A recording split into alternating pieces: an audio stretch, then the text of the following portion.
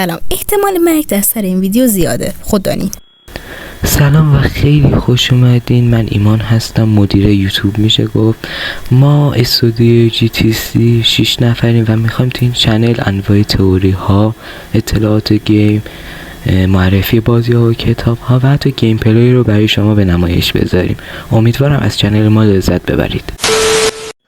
هلو من ارشد 6 هستم، ملقب به پایزن. من آرتیست اصلی این تیم هستم، اما علاوه بر آرت خیلی چیزای دیگه ای هم بلدم. از خودم میتونم خب به تئوریست بودنم اشاره کنم و پیانیست بودنم، اما علاوه بر اون میتونم بگم که من تمام خصوصیات یک شیطان به تمام معنا رو دارم، از جمله جنون و دیوانگی محض. خب کارمون تو این تیم داده تئوری فنافه، اما علاوه بر اون ویدیوهای دیگه هم قرار در کار باشه، مثل گیم پلی و غیره و غیره، خودتون که بهتر از من میدونید.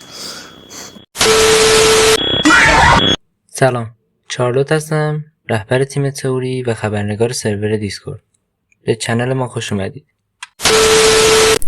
نوبت من شد، اما پشت صحنه میگم بود نوبتته.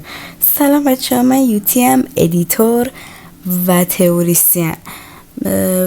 میشه گفتش که اصل کاری که من اینجام به خاطر اینه که من باید به اعضا وسط ویدیو کر میریزم، مگر نمیشه؟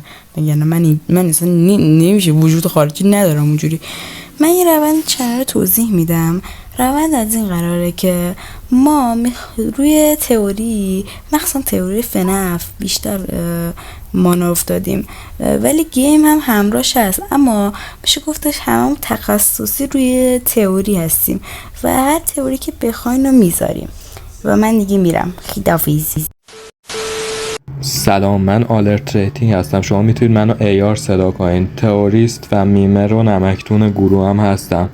بچه ها اگه میخواید حتما به سرور دیسکوردمون هم سر بزنید که کلی توش با هم دیگه صحبت کنیم و تئوری بدیم. سلام بچه ها، من اکتاگون گیم هستم. میتونید منو اوجی صدا کنید. من گیمر و تئوریسین گروه GTC استودیو هستم.